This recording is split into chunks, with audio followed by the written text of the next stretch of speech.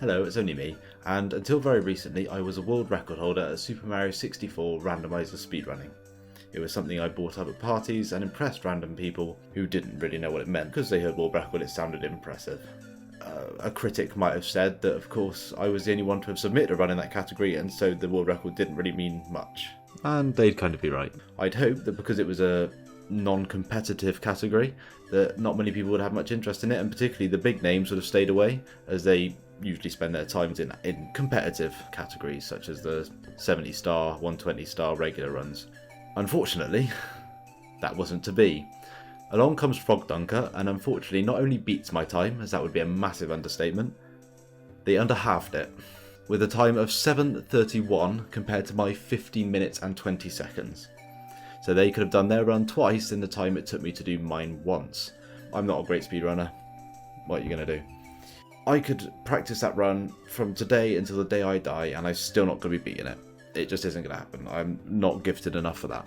So I went on the hunt for a different category and I found a very similar one. The one that I was world record holder in was the 30 star non-stop set seed category in a normal difficulty. The one I'm now going to be aiming for is the 30 star non-stop set seed danger category, which is in theory slightly harder because the spawns can appear in more inconvenient places. So coins and stars can be a little bit more tricky to get. It's worth noting there was only one person in that category as well. Their time was 14 minutes 32 seconds.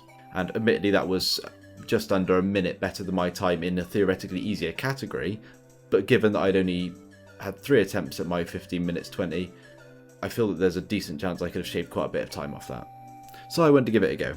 So the run that was on there already was by Molt TV and was 14 minutes and 32 seconds. So I thought for a base I'll copy their set seed, the seed that they've used, and I will copy their splits, as well as their exact route and the stars that they got in the run that got them the record. A good place to start off from and then adapt it. So I tried the run, and as we began I noticed that for some reason Big Womp from Womp's Fortress was in a slightly different place, Wet Dry World the Lone Star was in a different place, and for some reason the box in Snowman's Land was in a different and very inconvenient place. I wasn't sure why that was. I thought it's the same seed, it's the same settings, what's the problem? Because the version of the randomizer was different. They were using version 1.0, I was using 1.0.1.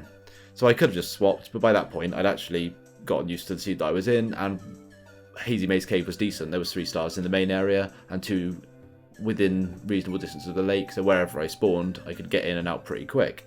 So I basically spent the first session of the randomizer setting out the route, getting familiar with where everything was, and then by the end of that first session I got the route down.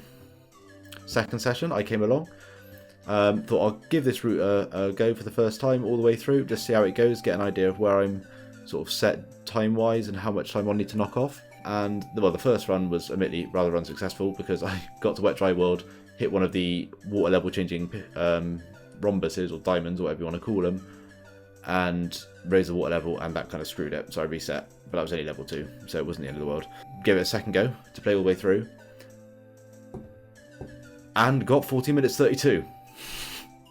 I wasn't sure how the leaderboard will work in that case, since I got 14:32, which if you remember is exactly the same as the time gotten by the world record holder currently, Molt TV. So I checked the runs and had a look to see what milliseconds. So I froze each run at the time that the run ends, which is when the big star, which you get at the end of killing the third Bowser, disappears. Or at least I assume that's when it is. It seems to make sense that it was. So I did have a look, and this is what I found. You are looking at a difference of about 0.3 seconds.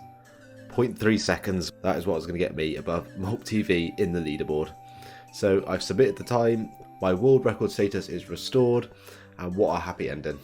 Thank you very much for watching. Objection! Yes, just as I thought my world record status was safe, Rico Mostar comes in to shatter my hopes and dreams with a time of 12 minutes exactly, dead. Just as I was checking to see whether my time had actually been verified or not, I saw this and my heart broke. It's still only 2 minutes 30 difference. It's a lot of time to shave off, but I reckon I can give it a go. I really reckon I can shave quite a bit off my time and try and get somewhere vaguely near that.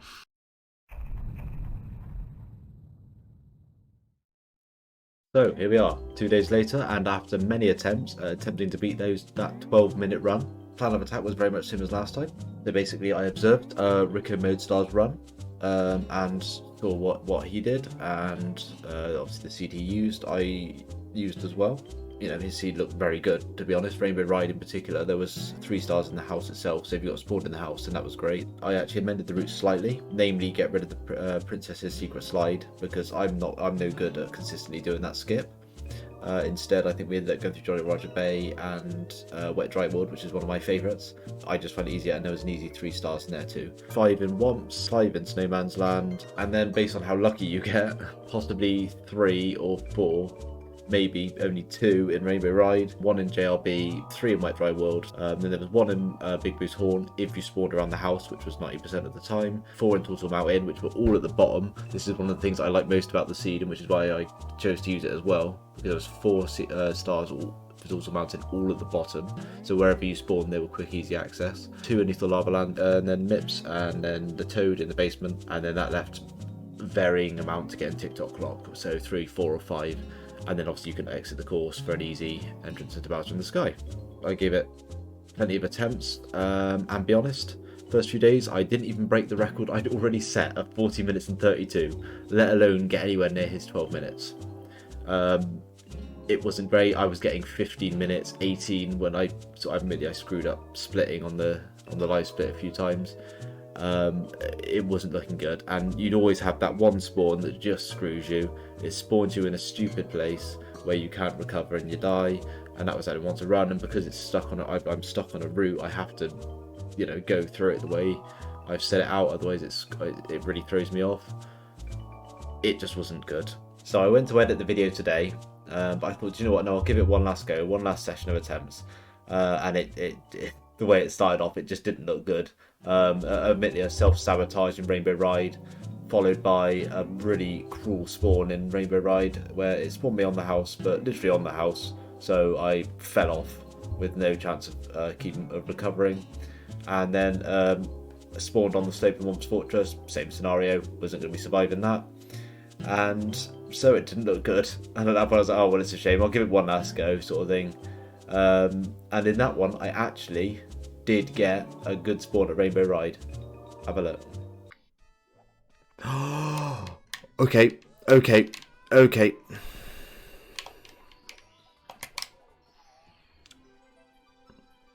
Yep, that's fine.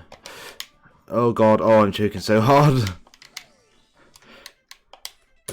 Boom, bang, glorious TikTok lock. Now I just need to get a decent Bowser spawn, which it absolutely is. Poor.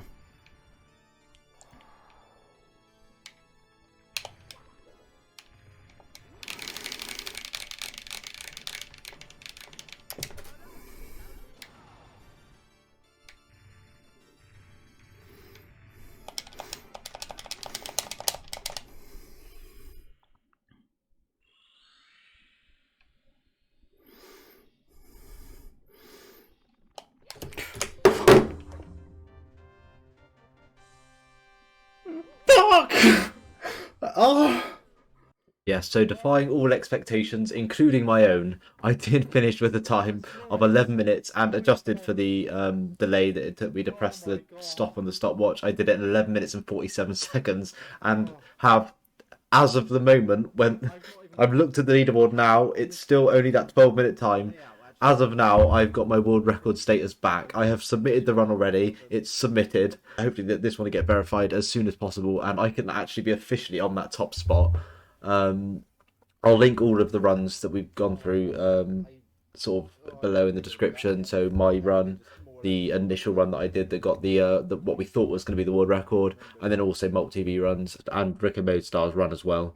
We'll put all those in the description. It's very possible and exceptionally probable, I would say, that my run will be beaten. If not soon, then at some point, because it's so beatable by someone who's actually capable of speedrunning. But for me, it's a massive accomplishment, and that was kind of the purpose of this video, really, for me to achieve something, which I feel I've done, regardless what actually happens now. So anyway, thank you for watching, and no objection this time. Thank you for watching.